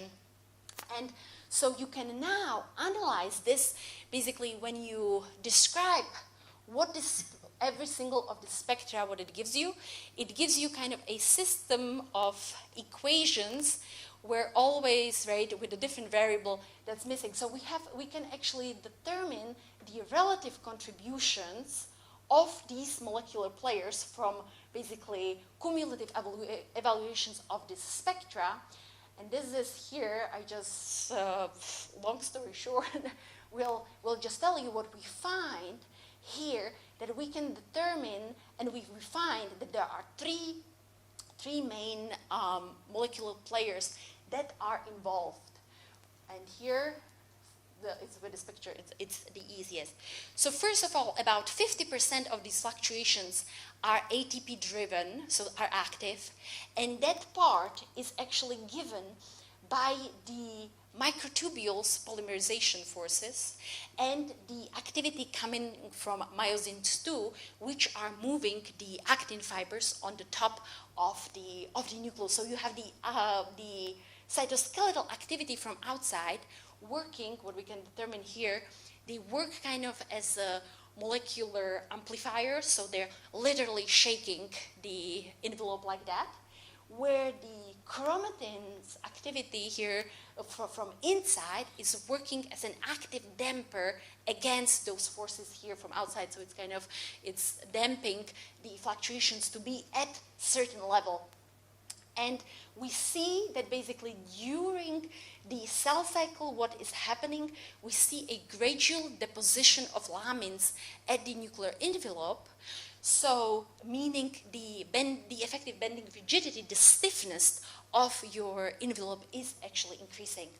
So here, with respect, what is the role of these fluctuations, right? Because I always like to think that, I mean, the cell is the most brilliant and genius architect and designer. And so meaning all these things were designed there probably with some purpose in mind that we don't understand yet. So what could that be? Why would you like to have your membrane, your nuclear envelope fluctuating like this? So this was the former textbook picture that we had, that if this is a nuclear envelope and you have a pore, so that allows you to have the transport to the nuclear pores, as I mentioned earlier. So now, however, what you see, what we found is your nuclear envelope actually is oscillating at the level of a couple hundred nanometers, and you see this beautiful fluctuation across the entire nucleus. So now, when you think about the nucleus, how it could possibly impact the nuclear transport, it goes, this is our current speculation. There's something called nuclear transport paradox. And what it means is the transport during the nuclear pores is extremely fast. It's super fast, yet it is highly selective. And it's very specific, right? It basically, large molecules, they cannot go passively through. They need basically an important to be added to them that takes them as a cargo, and they go together. So it's a highly specific process, yet it's super fast. So what we are proposing, and that what could contribute to these large fluxes, and I'm not saying that this is the complete answer, but it could complete to some of the acceleration, is that by these fluctuations, you are actually locally kind of increasing the effective temperature, as basically the kinetic energy of these molecules here moving next to the membrane is much higher, so you have a better mixing, the higher likelihood of actually your cargo being mixed with the transport molecules and so on. So this could likely have a contribution to these higher transport levels. So with this, I'd like to end here the surface fluctuations. And now, how am I doing with time? We started, Around Well, like- 10 more minutes or 15. yes. All right. So let's do this as well. So I'm showing you here. I will be showing actually in my scientific talk. Then on Tuesday, part of this as well. Here I wanted to go into some things that maybe I won't have time to show. But so let's see. 15 minutes should be fine. So. What I want to show you here is what can we learn about the rheology now of the chromatin inside of the living nucleus. So you know what is rheology, right? So rheology are the flow properties of your system. So you would like to measure the viscosity, for example, right? So the physical parameters describing such properties. Now the traditional approach to do so would be to insert a particle, a probe, and then historically there have been a few studies where, for example, magnetic particles have been inserted, forces have been applied, and the rheology has been measured, so the viscosity then determined from that. Now you have to, however, consider that this system, being about 10 microns in size, the nucleus, the probes that you deliver in such way are at the order of 1 micrometer. The way how you are delivering them, you have to actually inject the nucleus, right? And nucleus is much smaller as the cell. Plus, you have to consider that normally when you inject cell, the cell membrane, right, that's a beautiful lipid bilayer that has a self-healing properties of fluid mosaic. So to inject that one is actually, it's rather straightforward. But once you inject nucleus, you are basically causing a gashing wound for the nucleus. You are causing a hole in the lamins. So it is the survival rate of cells with inserting of microrheological probes is very low. So what we were after was to look, could we use any of the natural probes that are already present in the nucleus to analyze the rheology of the system? And this is exactly what I told you at the beginning. So here, nucleoli, they already sit there, they're so prominent, they are in every single cell. So can we actually use them as a probe? So, well, first let's very briefly introduce nucleolus. So you see, it works like with Russian nesting dolls. You have inside of cell, we've been now discussing the nucleus. Now we are inside the nucleus, looking at the nucleoli. And nucleolus, you see, further has its own structure. So there, it's further inside that we will here leave untouched. Why are they so important? Is because that's the site of ribosomal biogenesis. So this is where actually the transcription of our DNA, so of the ribosomal genes, is happening, and where actually the subparts of your ribosomes are being made, which are then transported out of the nucleus, assembled inside the plasm. And of course, ribosomes are crucial because they make all the proteins that the cell needs. So without ribosomes, the cell could not exist. So therefore, this is super critical. So back to our question, can we use the nucleolus as a probe? Well, it depends. In order to use it, we need to understand how does it interact with the chromatin. And how it interacts with the chromatin depends on the fact if the nucleolus is liquid-like or solid-like, right? Because it will be very different if I'm looking at and analyzing a motion or interaction of a solid particle with my chromatin solution, or if I have a soft droplet that interacts with a solution. So we need to first determine that before we can use it as a probe. And here we are entering kind of another new beautiful field in biology and physics as of recently, right? So this is something of last decade that started with a right beautiful paper from Tony Hyman's group by Cliff Brangwyn on the liquid-liquid phase separation, followed, that was on P. granules, other structure, but followed by this work in 2011 by Cliff Brangwyn, which was on nucleoli in frog eggs. And frog eggs are really beautiful system that for this type of study is really ideal, because not only the egg is gigantic, it's like half millimeter large, but also it has a couple thousand of nucleoli. So when you want to watch them, you have plenty of them there. And so here, basically what was possible, they beautifully observed actually fusion of these droplets, of these nuclei that very much resembled like a coalescence of droplets.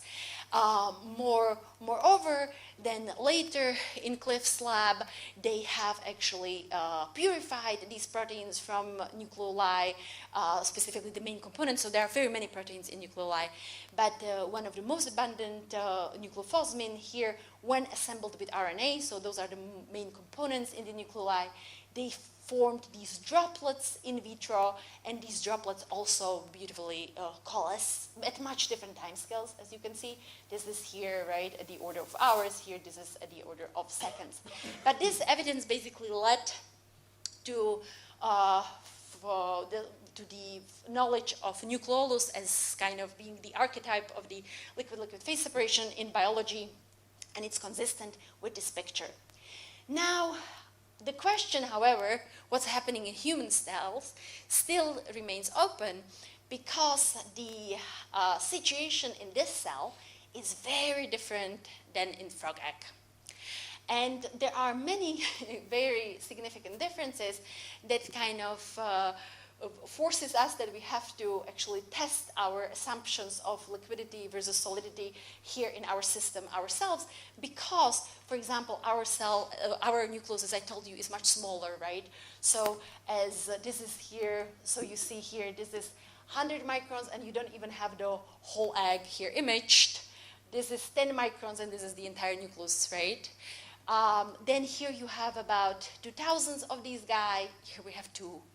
So already statistically speaking, when you want to basically observe, for example, them coming together, so you would like to look at the fusion process, it's very, very unlikely to find kind of, you have to be at the right place in the right time in 3D in these cells. These guys are also at the order of 1 microns. These are at the order of, here you see these guys are 20 microns. Another thing, what is also very interesting, these nucleoli are freely moving in the nucleus of frog egg, which is called germinal vesicle.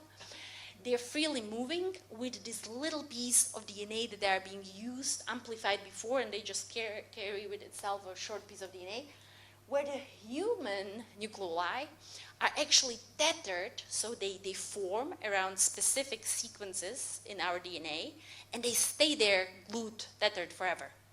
So meaning, if 2 of them actually want to come together, they have to pull their leash with them. So it's very different as to be freely moving here. So that again decreases the likelihood for you to actually see 2 guys coming. So we have asked ourselves this question, right? Well, so what is it when they eventually come together? Is it a coalescence of liquid droplets, or is it aggregation of solid particles? And for that, basically, it's very important to obtain dynamic data on the growth of this structure as these 2 entities, 2 nuclei are coming together, because the shape of your structure fusing is highly informative on what forces are present and on the material properties of your environment, as well as the material that is fusing, right? And that basically can help us to determine what's happening.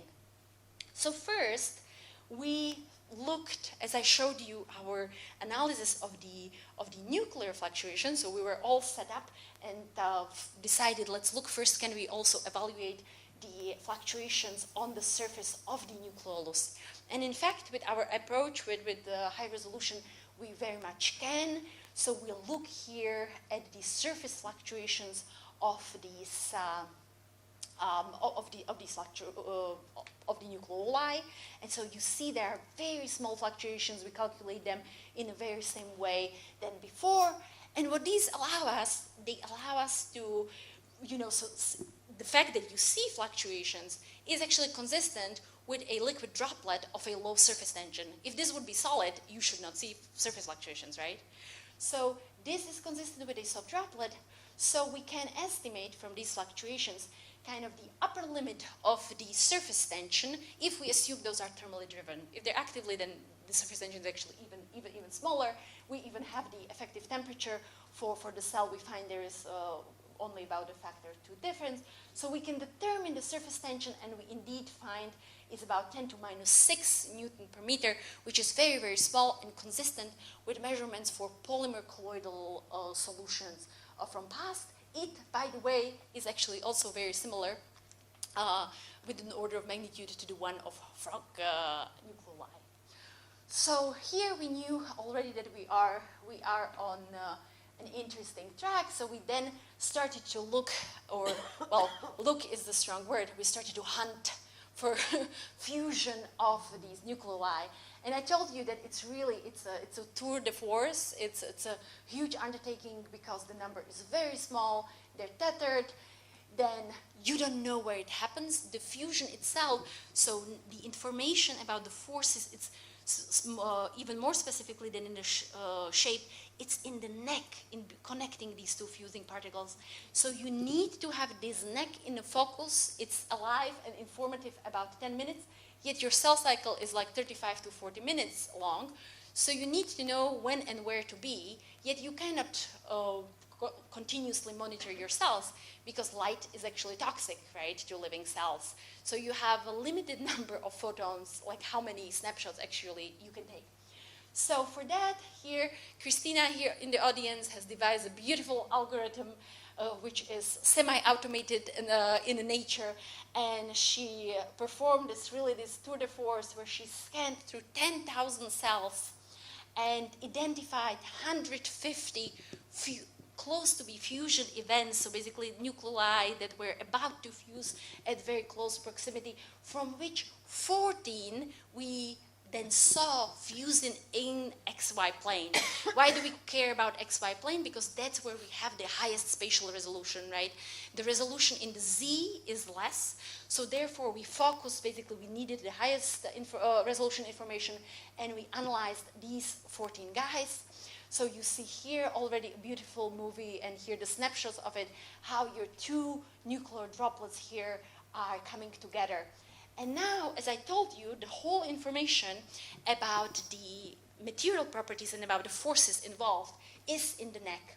So the neck, the way how it grows, and this is how we measure it, tells you basically which properties, which material properties of the system are the ones dominating. Meaning, here, so here you see the experiment, so here is where basically Christina follows, here is the chromatin signal, here she has fluorescently labeled nucleoli, right, that would be sitting here, where she contours them, obtains contours from this signal, and measuring here the neck, where she here measures nicely the growth as a function of time. So then here, those are our 14 fusions. Those are the only ones on planet currently.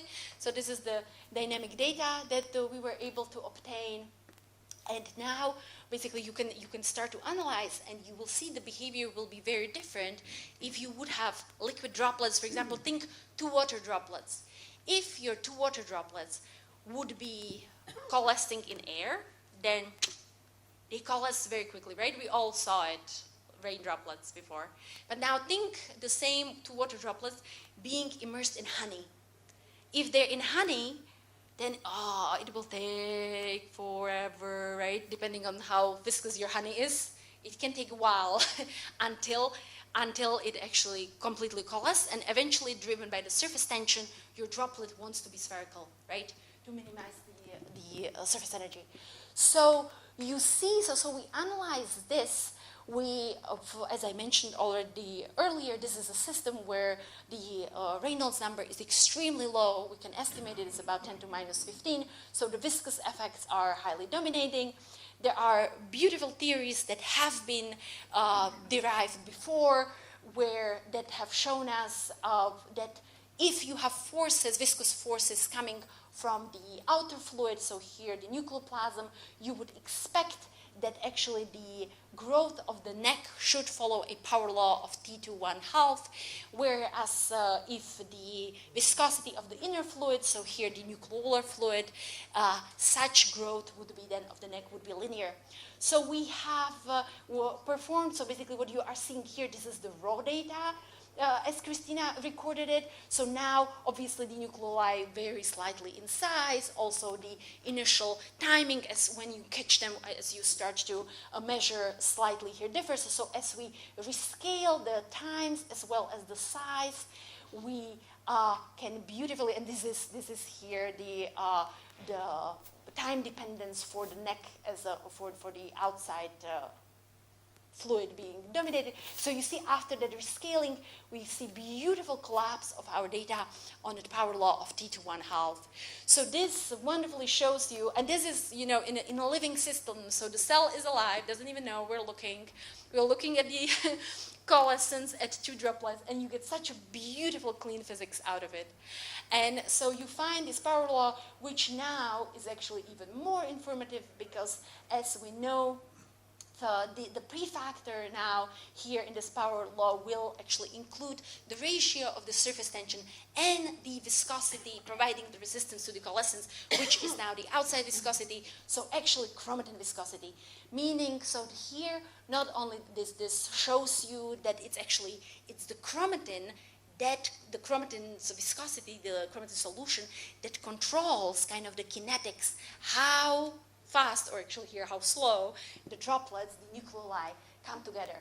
And now, as I told you, since we have this beautiful power law, from this we can now, here we can extract the prefactor and obtain the ratio of the viscosity with the surface tension. Now, you remember I have already shown you from independent experiment, we have determined the surface tension coefficient here, so we have the value of that, so we can extract now from our ratio now exactly the viscosity of the system, of the chromatin. So you see that here, we just looked, we have not touched the cells at all, the cell didn't know we were there, and we have obtained complete rheological, non-invasive characterization of the materials properties inside of the cell nucleus. So here you have basically, this is the surface tension of the nucleolus chromatin interface, and this is the viscosity of the chromatin solution around, which is, by the way, in a very good agreement with the rheology measurements when you actually inject the probes, the beads inside of the nucleus. So with that, right, again, what I like to ask myself then at the end, like, what is it good for? Why would be coalescence of these droplets so extremely slow? Well, I did not tell you what is the time scale, but maybe you have noticed from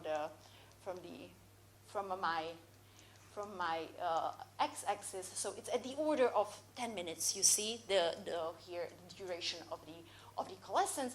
So if this is at the order of 10 minutes, and we know that in vitro, so when you reconstruct these droplets, this happens in 2-3 seconds. Why would you want it to be so much slower? So for that, we started to think again back to what is the nucleolus actually doing? What is its biological role? So you have to now consider that it's working on this transcription of the rDNA, as I mentioned, so it transcribes ribosomal genes, and the typical length of such a gene is about 7 kbp. So at the given transcription rate of 40 to 80 nucleotides per second, right, then you can estimate it takes at the order of 100 seconds to transcribe such gene.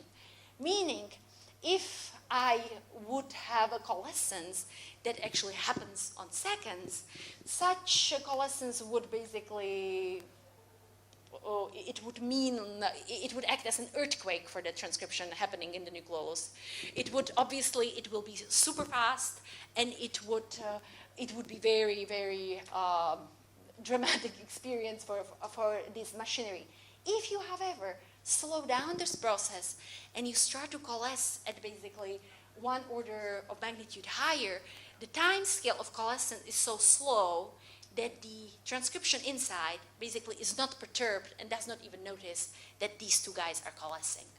So this is here our hypothesis here, that these long coalescence times are needed in order to have the transcription of our DNA inside of nucleoli nice and unperturbed. So with that, this is kind of just a brief summary of what I have shown you today. So the bulk dynamics, we've discussed, we spent a lot of time discussing the coherent motion that we found with DCS. So I have shown you our method. We found that such motion is ATP dependent, subdiffusive, and so on. And the very important fact that these regions are not the chromosome territories. Then we have looked at the surface fluctuations of the nucleus that we found actually works beautifully as the cell cycle stage indicator, and the fluctuation systematically monotonously decrease as a function of cell cycle. And finally, I showed you how you can use actually spontaneous dynamics present in your cell to extract, to do rheological characterization and to do rheological measurements. So here, specifically, we have used nucleolus as a rheological probe and characterized the chromatin solution as well as the surface, the interface between the chromatin and nucleolus. And with this, I'd like to thank my team, since this takes a village and there were many people involved, and I've been very lucky to have nucleated a beautiful, excited group of chromatin aficionados. So we've been having a lot of fun, sometimes even too much fun, you see. And we recently started to do CRISPR. That's a former grad student, changed into Spider-Man. And with that, I want to thank my lab, my collaborators, and funding agencies for supporting us. And before I stop, I just want to do a brief advertisement. Next summer, there will be a conference at KITP in Santa Barbara that Professor Grossberg, myself, Raul Everest, and Job Decker are organizing, which will be held in June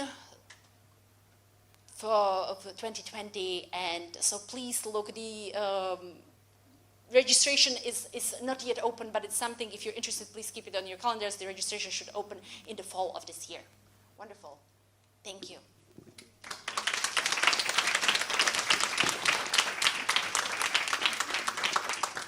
Questions? Yes, please. So, just curious, what would your prediction be in terms of how the fluctuations of membrane, the fluctuations of the surface would change in a terminally differentiated cell? So something that's not gonna, hasn't gone through the cell cycle. So are you asking about something that I did not hear, differentiated or undifferentiated? Like something that's terminally differentiated, something that hasn't not coming out of the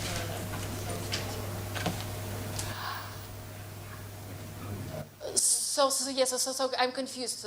So you're asking about the quiescent state, or are you asking? Okay. This is a very interesting thing, right? Because those, in theory, should be like G1 arrested. So that is interesting. We have not looked at that. We have looked as a actually function of real differentiation. So versus so undifferentiated to differentiated, but we have not looked at this one. That's a very interesting one. If they behave as a G1, or do they kind of mature and reach some long-term behavior? Very nice one. We'll look into that. Yes, please. also. Yeah, it's beautiful work. Have you thought of using this to also probe speckles? Yes, yes, yes, yes. And how far have you gotten? We are working on it. So we are in process of optimizing protocol. So we already have some data. I don't dare yet to make statements, but we have we have a grad student in the lab who has been very successful in working on that system. So hopefully very soon. Just a simple question, because I have trouble with units. The viscosity that you measure is about 10,000 times higher than water, 100,000 times water? Christina, 10 to 4, right? Yes, 10 to 4, yes. 10 to the 4, okay. Yeah. Yeah. Yeah, Rez, you had a question. Yeah, so you showed these really significant changes during interphase between, say, G1 and G2. Yes. And one of the things that's kind of vexing about high-C data is we don't actually see very dramatic changes between G1 and G2. And I wonder how you think about that. So what we have seen, so I have not shown the data, but so in that paper there is data on this. We definitely see gradual deposition of lamine during the cell cycle. So the lamine layer shortly after mitosis is the softest, and it becomes, actually you can see, gradually thicker and thicker and stiffer. So this is one main contribution, and we have done also some estimate of kappa, of the bending rigidity of the envelope, because we have done more analysis of the fluctuation spectra, where when you get into the Q2-4 regime, we found that to be ATP independent, and we could get kind of estimates of the kappa.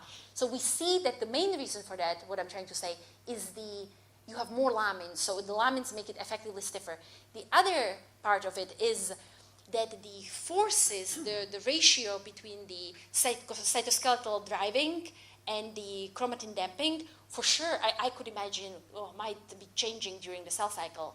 But that part is very difficult experimentally to address, at least currently. So we're trying to figure it out, because it's a very multi-dimensional matrix to add the time axis into the experiments. But it's very interesting. So you don't see large organization changes between G1 and G2. Interesting. Very interesting. Perfect, thanks. Of course. At the moment that the two droplets really become one, Yes. you should not see any chromatin in between anymore, right? Well, you don't, right? So here you see. So this is basically so those are the two droplets. But if you look at the histone, So when you look at the signal here, if you had a video where we would only see the H2B signal. right? So it's there you have to be careful, because you are basically looking here. You are looking at you are looking at hollow spaces, and the neck is extremely thin. And so the way how the imaging works, right, in the spinning disc confocal, and basically in any confocal, your confocal volume is non-zero volume, so it has a depth. So once the thing is thin, of course there will be a little bit of the chromatin here in it, below or above. So they're both there, but they're sandwiched, they're stacked. That's why you have to basically analyze the red signal. So this is actually a good point in a sense that the question would be, could you analyze it purely from the green signal? And you couldn't, because of this. So that's why you have to obtain the red signal, your droplet signal for that.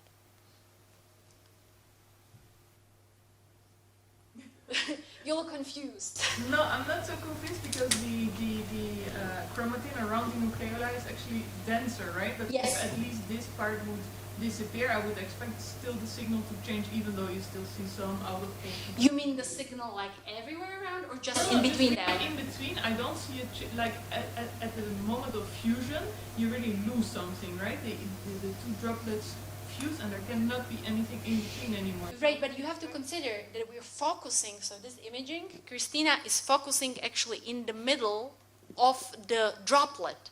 the dense chromatin is here on the top of the neck and on the bottom of the neck. And that you think stays anyway. Yes. So you have it here. So that's why from the green signal, you see it's basically, it's thick here and here. It would be very cool what you are asking. It's super cool to ask, like, what happens when these two thick things meet? And so, but we have found the nucleoli are intrinsically very shy. And meaning when you look closely and wait for them that please fuse, they won't.